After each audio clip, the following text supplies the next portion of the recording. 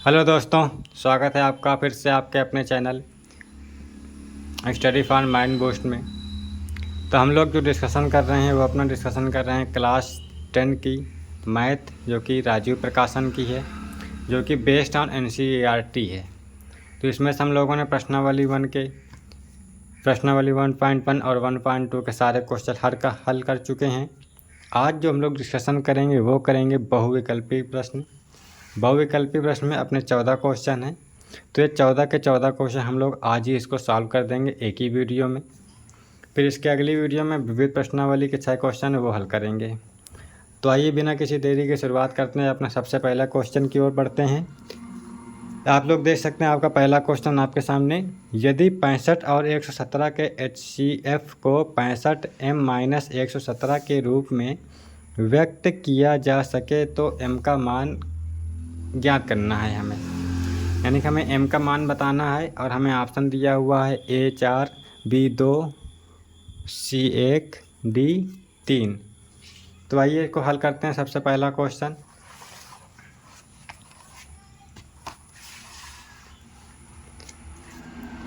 अपना बहुविकल्पी प्रश्न चल रहा है, अपना पार्ट 1 है। पार्ट 1 में हम लोग सारे क्वेश्चन अपना हल कर देंगे। सबसे पहला क्वेश्चन हमें क्या दिया है वो 65 और 117 के सबसे पहले क्या करते हैं, अभाज्य गुणनखंड करते हैं। तो हम लोग 65 के अभाज्य गुणनखंड निकालेंगे, कितना आ जाएगा 13 × 5 यानी 13 × 5 65।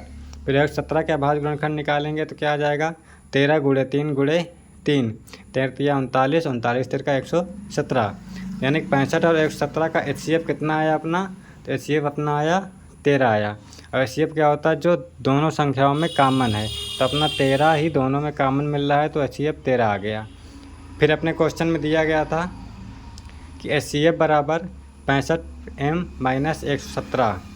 HCF हमारा कितना आया 13 आया था।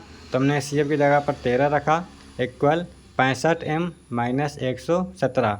तो 65m को इस साइड लाएंगे बराबर के, तो इधर ये प्लस में था, इधर जाएगा तो माइनस में हो जाएगा। तो इसको उतारा, ये 117 माइनस में था तो -117, ये प्लस में था, इधर आया तो माइनस का 13। तो क्या होगा 65m बराबर, इसको माइनस माइनस गुणा करें क्या हो जाएगा प्लस हो जाएगा। यानी 117 को में 13 जोड़ें तो कितना आ जाएगा 130 आ जाएगा। फिर m बराबर 130/65 आ जाएगा। m को अकेला करेंगे तो 65 इधर बटे में आ जाएगा। तो 130/65 आ गया। अब 65 130 काटेंगे तो कितना आएगा, इसको काटने पर 2/1 आया। यानी कि m का मान कितना आया, सिर्फ अपना 2 आया। तो आशा करते हैं आप लोग को समझ में आ गया होगा। हम लोग इस तरह क्वेश्चन हल कर चुके हैं पहले भी। प्रश्नावली 1.1 में इस तरह के बहुत सारे क्वेश्चन थे। तो यानी कि इसका m कितना मान आया 2 आया, यानी कि अपना 2, यानी कि B नंबर अपना सही है। इसके बाद देखते हैं दूसरा क्वेश्चन क्या कह रहा है। यदि दो धनात्मक संख्याएं A और B, A बराबर x⁵ y⁵2, B बराबर x⁵3 y⁵3 के रूप में लिखी जाती हैं, जहां x और y अभाज्य संख्याएं हैं, तब HCF हमें निकालना A और B का क्या होगा। तो आइए इसको हल करते हैं। आपके सामने दूसरा क्वेश्चन हम लोगों को दिया है A और B। A कितना दिया था x⁵ y⁵2, और B बराबर कितना दिया था x⁵3 और y⁵3। हमें और A और B का क्या निकालना था, HCF निकालना है। तो क्या करेंगे, A का अभाज्य गुणनखंड निकालेंगे, इनके सबको अलग अलग कर देंगे हम लोग। यानी x⁵ है तो h कितने बार लिखेंगे हम लोग 5 बार लिखेंगे। तो 1 2 3 4 5 बार हमने लिख दिया। y 2 बार है तो y भी अपने 2 बार लिख लिया। फिर A है, अरे A तो हो गया। इसके बाद आता है B।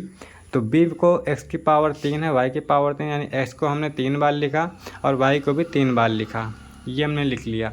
इसके बाद कह रहा है HCF निकालना था। HCF निकालना है किसका, A और B का HCF निकालना है। तो HCF वही होता है जो दोनों संख्याओं में कॉमन मिलेगा। तो कॉमन हमें ये एक मिल रहा है x, ये लिख दिया। दूसरा x कॉमन मिल रहा है, यहाँ लिख दिया। तीसरा x कॉमन मिल रहा है, यहाँ लिख दिया। इसके अलावा x यहाँ पे कोई है नहीं तो और कोई कॉमन मिल नहीं रहा है। ऊपर सिर्फ 2 y हैं, यानी कि 2 y सिर्फ कॉमन मिलेंगे। तो 1 y ये कॉमन मिला, 1 y ये कॉमन मिला, ये अपना इतना कॉमन मिल गया। तो इसको जब हल करें कितना आ जाएगा, x × x कितना हो जाएगा x⁵3, y × y कितना हो जाएगा y²। यानी कि HCF A और B का HCF कितना आया x⁵3 और y⁵2। ये अपना हल हो गया। तो इसमें कौन सा अपना आंसर सही होगा? अपना सी नंबर, x की पावर 3 y की पावर 2, ये रहा अपना आंसर। अब इसके आगे चलते हैं तीसरा क्वेश्चन में। तीसरा क्वेश्चन क्या कह रहा है? दो संख्याओं a और b का HCF 5 है और उनका LCM 200 है, तब a और b का गुणनफल है। यानी कि हमारे पास दो संख्याएं हैं a और b। ये दो संख्या, यानी पहली संख्या अपनी a है, दूसरी संख्या अपनी b है, और इनका HCF हमें मालूम, HCF कितना है 5 है, और LCM भी हमें मालूम, LCM कितना है 2। हमें संख्याएं बताने की, संख्याओं का गुणनफल हमें बताना है। ये संख्याएं हमें पहले निकालना पड़ेगा। जब संख्याएं हमें निकल आएंगी तो फिर उनका गुणनफल भी हमारा आराम से निकल आएगा। तो आइए इसको भी हल करते हैं, तीसरा क्वेश्चन को। तो सबसे पहले देखते हैं, पहली संख्या गुणे दूसरी संख्या बराबर HCF गुणे LCM, ये अपना फार्मूला लगेगा। पहली संख्या अपनी a थी, a आ गया। दूसरी संख्या अपनी b थी, b आ गया, बराबर HCF गुणे LCM। HCF अपना 5 था, LCM अपना 200 था। यानी कि हमें निकालना क्या था? a और b का गुणनफल निकालना है। यानी कि a और b का हमें गुणनफल निकालना है। तो a गुणे b आ गया, बराबर जब इसका गुणा कराएंगे कितना आ जाएगा? 1000 आ जाएगा। तो यानी कि a और b का गुणनफल अपना कितना आया? 1000 आया। तो अपना ये सवाल भी हल हो गया। 1000 अपना देख सकते हैं, बी नंबर अपना सही है। उसके बाद देखते हैं चौथा क्वेश्चन। चौथा क्वेश्चन अपना क्या कह रहा है? 22/7 माइनस पाई, ये कैसी संख्याएं हैं? शून्य है, या एक परिमेय संख्या है, या एक अपरिमेय संख्या है, एक प्राकृत संख्या है। ये कैसी संख्या है? तो आइए इसको भी समझते हैं अच्छे से। अगर क्लास आप लोगों को समझ आ रही हो, अगर अच्छी लग रही हो, तो चैनल को भी सब्सक्राइब ज़रूर करें और ज़्यादा से ज़्यादा अपने दोस्तों को भी शेयर करें, ताकि वो लोग भी अपनी मैथ को रिवीजन करते रहें और सवाल समझते रहें। तो देखते हैं अपना 22/7, ये 22/7 कई संख्या है? ये अपनी परिमेय संख्या है। यानी 22/7 यह एक परिमेय संख्या है, क्योंकि इसे दो पूर्णांकों यानी कि 22 और 7 के अनुपात में लिखा जा सकता है। तो परिमेय संख्या तो वही होती है ना जिसे हम लोग P/Q के रूप में लिख सकते हैं, और जहाँ पे Q ≠ 0 होता है। तो 22/7 है ये, तो 22/7 अपना क्या हो गया? परिमेय हो गया। इसके बाद देखते हैं पाई। लेकिन पाई तो हम लोग जानते हैं पाई कैसी संख्या है? पाई एक अपरिमेय संख्या है। यह एक अपरिमेय संख्या है क्योंकि इसे किसी भी दो पूर्णांकों के अनुपात में ठीक ठीक नहीं लिखा जा सकता है। तो यानी कि 22/7 माइनस पाई, ये अपना सवाल में था। जब हम लोग एक परिमेय संख्या को एक अपरिमेय संख्या से घटाते हैं तो जो हमें प्राप्त होता है वो हमेशा हमें क्या प्राप्त होता है? अपरिमेय संख्या प्राप्त होती है। यानी कि 22/7 माइनस पाई कैसी संख्या है? यह एक अपरिमेय संख्या है। आप लोग ये हमेशा याद रखिएगा कि कोई परिमेय संख्या दिया हो और उसमें एक अपरिमेय संख्या घटाने के लिए कह रहा हो, तो और पूछे आपको बताइए इन दोनों संख्या में घटा देंगे तो कौन संख्या प्राप्त होगी? तो हमेशा याद रखिएगा कि परिमेय में अपरिमेय घटाएंगे तो अपरिमेय संख्या प्राप्त होगी। तो यानी कि कैसी संख्या है? ये अपनी एक अपरिमेय संख्या है। यानी कि अपना सी नंबर अपना एक अपरिमेय संख्या ये वाला सही होगा। इसमें ऑप्शन बी भी 2 बार लिखा हुआ है। आइए देखते हैं पांचवा क्वेश्चन। पांचवा क्वेश्चन क्या है? धन पूर्णांक 6a + 5 के ठीक पहले आने वाला धन पूर्णांक होगा। धन पूर्णांक हमें बताना है कि 6a + 5 के ठीक पहले आने वाला धन पूर्णांक क्या होगा। जैसे आप समझिए कि आपके पास कोई संख्या 10 है, तो 10 तो अपने धन पूर्णांक ही है। तो 10 के ठीक पहले क्या आएगा? तो 10 में -1 घटा देंगे, क्या आएगा? 9 आ जाएगा। यानी कि उसके पहले धन पूर्णांक क्या हो गई? 9 हो गई। तो इसी प्रकार यहाँ पे आइए लगाते हैं। पांचवा क्वेश्चन अपना 6a + 5 के ठीक पहले आने वाला पूर्णांक होगा। तो क्या होगा? 6a + 5 माइनस में 1 का घटा देंगे तो हमें इसके ठीक पहले वाली संख्या हमें मालूम हो जाएगी। तो 6a, इसको जब हल करेंगे तो क्या आ जाएगा? 4 आ जाएगा। यानी 6a + 4 यही अपनी क्या है? इसके ठीक आने वाली पूर्णांक है, धन पूर्णांक। इसका यानी कि आंसर क्या होगा? पाँचवा का 6a + 4, बी नंबर अपना सही होगा। इसके बाद देखते हैं छठवां क्वेश्चन। अपरिमेय संख्या है। अपरिमेय संख्या कौन सी है? 22/7 है, या पाई है या 0.69 है या 5/√16 है? बताइए क्या है। आप लोगों को तो जानते ही होंगे, अभी हमने जस्ट ऊपर बताया था। यहाँ पे अब चौथा क्वेश्चन हल किया था। 22/7 कैसी संख्या है? यह एक परिमेय संख्या है, लेकिन अपना पाई जो था वह एक अपरिमेय संख्या थी। अपना सी नंबर क्या है? 0.69। 0.69 अपनी कई संख्या है, यह एक परिमेय संख्या है। डी अपना क्या है? 5/√16, ये भी अपनी एक परिमेय संख्या है। तो यानी कि इसका अपना बी नंबर अपना सही होगा। फिर 7वां क्वेश्चन है, संख्या 4/√3 है, यानी कि कई संख्या है, ये पूर्णांक है या परिमेय है या पूर्णांक है या परिमेय है या अपरिमेय है या इनमें से कोई नहीं। तो अपनी जो 4/√3 है ये अपनी कई संख्या, ये एक अपनी अपरिमेय संख्या है। अगर आप लोग इसका हल देखना चाहते हो तो हमने पीछे क्वेश्चन अपना 1.2 में आप देख सकते हैं, ये रहा। यहाँ पे 7/5 है, यहाँ पे अपना 4/√3 है। हमने 1.2 में सारे क्वेश्चन हल कराए हुए हैं। आप लोग यहाँ पर जाके आराम से आप समझ सकते हैं कि 4/√3 अपरिमेय संख्या कैसे है, अगर आप हल करके देखना चाहें तो। इसके बाद देखते हैं 8वां क्वेश्चन। यदि दो संख्याओं का HCF 1 है तो वे संख्याएं क्या कहलाती हैं? तो आप लोगों को भाज्य संख्या, अभाज्य संख्या या सहभाज्य संख्या ये आप लोगों को पता ही होगा। तो जो जिसका दो संख्याएं होती हैं और दोनों संख्याओं का HCF 1 होता है, वो हमेशा जो संख्या होती है वो क्या होती है? वो एक सहअभाज्य होती है, यानी कि अपना बी नंबर इसमें सही होगा। इसके बाद 9 नंबर पर क्वेश्चन देखते हैं। 98 के अभाज्य गुणनखंड हैं। 98 के अभाज्य गुणनखंड क्या होंगे?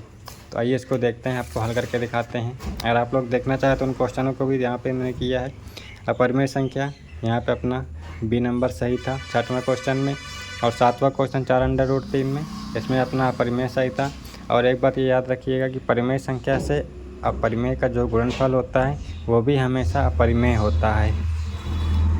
8वां क्वेश्चन था, यदि दो संख्याओं का HCF 1 है तो वे संख्याएं क्या होंगी? सहअभाज्य होंगी। आपका 9वां क्वेश्चन, 98 के अभाज्य गुणनखंड निकालना था।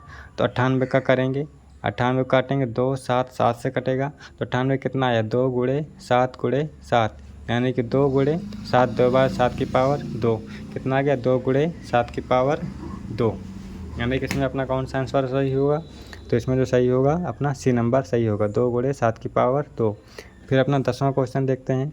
निम्नलिखित संख्याओं में से परिमेय संख्या होगी, यानी कि A/5 है, B/1 है, C/1 + 4/9, D/2.5।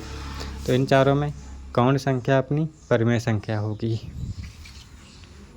10वां क्वेश्चन, जो √5 है आप जानती हैं अपरिमेय संख्या है। √1 जो है ये हमारी एक परिमेय संख्या है। और √1 + 4/9 ये भी अपनी एक अपरिमेय संख्या है। √2.5 ये भी अपनी एक अपरिमेय संख्या है, यानी कि अपना बी नंबर सही है। आइए देखते हैं 11 नंबर में, निम्नलिखित में परिमेय संख्या है। A 2.732416, इसके आगे संख्या और बढ़ती चली जाएंगी। फिर बी नंबर है √7, सी नंबर है 2.737373 और डी नंबर है √0.9। तो इसमें जो परिमेय संख्या होगी ये अपनी होगी, सी नंबर अपना सही होगा 2.737373, यानी कि यही संख्याएं जो एक क्रम बनाकर चल रही हों तो वही हमेशा दशमलव में परिमेय होती है। और यहाँ पर देख सकते हैं 2.732416, ये हमेशा संख्या बदलती जा रही हैं, तो ये संख्या हमारी परिमेय होगी। √7 तो अपनी अपरिमेय है ही, आप जानती हैं। ये भी √0.9 ये भी एक अपनी अपरिमेय संख्या है, यानी कि इसका भी अपना सी नंबर सही है। 12 नंबर अपना क्वेश्चन देखते हैं। निम्न में कौन सा सहभाज्य संख्याओं का एक युग्म है? सहभाज्य संख्या अभी हमने ऊपर देखा, सहभाज्य संख्या वही होगी जो दो संख्याएं हैं, इन दोनों संख्याओं का मासा क्या होगा? 1 होगा, HCF अपना 1 होगा, तो वही अपना इसमें से सही हो जाएगा। तो आइए इसको देखते हैं, आपको हल करा के हमने दिखाया है 12 क्वेश्चन। पहला है 1435, B 1825, C 3193, D 3262। देखते हैं 14 और 35 का करते हैं। तो 14 करेंगे 2 × 7 आ जाएगा, 35 का करेंगे तो 5 × 7 आ जाएगा। यहाँ पर अपना HCF 7 आ गया, यानी कि ये तो बिल्कुल नहीं होगा। पहला वाला गलत हो गया। दूसरा निकालते हैं 18 और 25। 18 करेंगे 2 गुणे 3 आ जाएगा। 25 का करेंगे तो 5 गुणे 5 आ जाएगा। इसमें कोई भी संख्या कॉमन अपनी नहीं हो रही है। इसमें जो अपना HCF है ये सिर्फ एक HCF आ रहा है, यानी कि अपना B नंबर सही हो जाएगा। C भी देख लेते हैं। C क्या था, 31 और 93 था। 31 का करेंगे तो 1 गुणे 31 आ गया। 93 का करेंगे तो 3 गुणे 31 आ जाएगा। यहाँ पास 31 अपना HCF मिल गया, इसीलिए अपना ये भी गलत हो गया। D नंबर देखते हैं 32 और 62। तो 32 का करेंगे तो 2 गुणे 2 गुणे 2 गुणे 2 गुणे 2, यानी कि 2 5 बार। 62 का करेंगे तो 2 गुणे 31 आ जाएगा। यहाँ पास अपना HCF क्या आएगा, HCF यहाँ पे अपना HCF 2 आएगा। यहाँ पे हमने गलती कर दिया, यहाँ पे अपना HCF ये 2 आ गया। तो यहाँ भी अपना ये भी गलत हो गया अपना, यानी कि अपना आंसर क्या आया, B अपना सही है। आइए इसके बाद चलते हैं 13वां क्वेश्चन अपना देखते हैं। 13 क्वेश्चन क्या कह रहा है, 15, 18 और 24 का लासा हमें निकालना है। 15, 18 और 24 का लासा निकालते हैं। तो 15 के सबसे पहले अभाज्य गुणनखंड करेंगे और 18 और 24 के सबसे पहले हम क्या करेंगे, अभाज्य गुणनखंड निकालते हैं। तो 15 का अभाज्य गुणनखंड निकालेंगे तो 3 गुणे 5 आ जाएगा। 18 का निकालेंगे तो 2 गुणे 3 आ जाएगा। 24 का निकालेंगे तो 2 गुणे 2 गुणे 2 गुणे 3 आ जाएगा। फिर लासा निकालने के लिए जितनी भी संख्याएँ होती हैं हम सभी संख्याओं को लिखना होता है। जैसे सबसे ज़्यादा 2 किस में है, तो 1 2 3, यानी 2 सबसे ज़्यादा इसमें है, तो 2 को कितनी बार लिखेंगे, 3 बार लिखेंगे। 2 हमारा हो गया। फिर 3 देखते हैं, 3 अपना यहाँ पे 2 बार है, 3 2 बार आएगा। फिर 5 हमारा यहाँ पर है तो 1 बार 5 आ गया। इनको जब गुणा करेंगे तो कितना आया, 360 आया, यानी कि अपना लासा कितना आ गया, 15, 18 और 24 का 360 आ गया। अगर आप लोगों को इसमें कन्फ्यूजन हो या करे तो आप लोग इस तरह भी हल कर सकते हैं। यहाँ पे हमने यह करके देखिए लगाया, चाहे आप इस तरह करें चाहे आप इस तरह करें। सीधे 15, 18 और 24 लिखें, इसको काटें, 2 से काटें, सब अपना काट लेंगे। काटने पर अपनी जो संख्या बनेगी ये आ जाएगी, यानी नीचे सब में 1 1 1 आ जाएगा। तो ये संख्या अपनी पूरी तरह कट गई। इसको काटने पर जो आया, 2 अपना 3 बार आया, 3 2 बार आया, 5 1 बार आया। 2 गुणे 2 गुणे 3 गुणे 3 गुणे 3 गुणे 5, तो इनका जब गुणा करेंगे तो 360 आ गया। ये अपना लासा आ गया। आशा करते हैं आप लोगों को समझ में आ रहा होगा। अगर वीडियो क्वालिटी आप लोगों को सफा ना दिख रही हो तो क्वालिटी आप लोग बढ़ा लिया करें। 360 या 400 से करके देखें तो आप लोगों को वीडियो क्लियर दिखेगी। आइए चलते हैं अपना 14 क्वेश्चन की ओर। दिया है मासा 99 135 का 9 है, तो लासा 199 और 153 का हमें निकालना है। यानी कि इनका मासा हमें मालूम है कितना है, 9 है, और लासा हम लोगों को नहीं मालूम, यानी कि लासा हम लोगों को निकालना है। तो आइए देखते हैं। दिया है पहली संख्या अपनी 99 थी, दूसरी संख्या अपनी 153 थी, और मासा जो था अपना 9 था, और लासा हम लोगों को निकालना था। तो इसको निकालने के लिए क्या करते हैं, अपना एक सूत्र होता है, पहली संख्या गुणे दूसरी संख्या बराबर मासा गुणे लासा। पहली संख्या अपनी 99 है, दूसरी संख्या अपनी 153 है, मासा अपना 9 है। यहाँ पे लासा कितना था, लासा हम मान लेते हैं x था। चाहे आप यहाँ पे x कर दें या तो आप लासा भी लिख सकते हैं। इसको जब हल करेंगे 9 अपना इधर आ जाएगा बटे में 99 गुणे 153 अपान 9 बराबर में x। 9 को 99 काटेंगे तो कितने बार कटेगा, 11 बार कट जाएगा, यानी कि x बराबर 11 गुणे 153 बचा। x बराबर 11 गुणे 153। जब x बराबर गुणा करा देंगे 11 का 153 में कितना आ जाएगा, 1683 आ जाएगा। या तो आप x बराबर 1683 कर दें, या तो आप x यहाँ पे मैंने लिखा है, यहाँ पे आप हर जगह लासा ही लिख देंगे, तो क्या आ जाएगा, लासा बराबर 1683। ये अपनी लासा निकल आया। तो इसमें आप लोग D नंबर अपना सही है। तो अपने बहुविकल्पी प्रश्न के 14 क्वेश्चन जो थे ये सारे हल हो गए। हम लोग जो कल डिस्कशन करेंगे वो अपना करेंगे विविध प्रश्नावली के। अपने 6 क्वेश्चन हैं, ये भी हल कर डालेंगे। आशा करते हैं क्लास आप लोगों को समझ में आई होगी। अगर आप लोग एक नज़र देखना चाहें सारे सवालों को तो आप लोग देख सकते हैं जहाँ से हमने हल किया था। यहाँ पर देख सकते हैं पहला क्वेश्चन अपना बहुविकल्पी प्रश्न का पहला क्वेश्चन का हल ये रहा आप लोगों का। दूसरा क्वेश्चन का हल ये रहा अपना। तीसरा क्वेश्चन का हल, और चौथा क्वेश्चन, पांचवा क्वेश्चन, छठवां क्वेश्चन, 7वां क्वेश्चन, 8वां क्वेश्चन, 9, 10, ये रहा 11, ये रहा 12, ये रहा 13 क्वेश्चन का हल। आप लोग यहाँ पे 2 तरीके से, आप चाहे ये तरीके से अपनाइएगा, चाहे ये तरीके से हल करिएगा। इसके बाद अपना 14 क्वेश्चन ये रहा अपना। आशा करते हैं आप लोगों को क्लास समझ में आई हो। क्लास समझ में आई हो तो लाइक कमेंट करके ज़रूर बताएं। अब मिलते हैं आप लोगों को कल की क्लास में। कल अपनी जो क्लास होगी वो विद प्रश्नावली होगी। तब तक के लिए टेक केयर, बाय बाय। अपना ख्याल रखें और ज़्यादा से ज़्यादा हो सके ये सवालों को हल करते रहें। जितना ज़्यादा हल करेंगे उतना ज़्यादा आप लोगों को सवाल में आप तेज़ होते जाएंगे। मिलते हैं आप लोगों को नेक्स्ट क्लास। जब तक के लिए टेक केयर, बाय बाय।